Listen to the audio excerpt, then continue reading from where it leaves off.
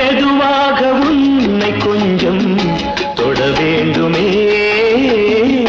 திருமேனி எங்கும் விரல்கள் பட வேண்டுமே அதற்காக நேரம் ஒன்று வர வேண்டுமே அடையாள சின்னம் ஒன்று தர வேண்டுமே இரு தோளிலும் மணமாலைகள்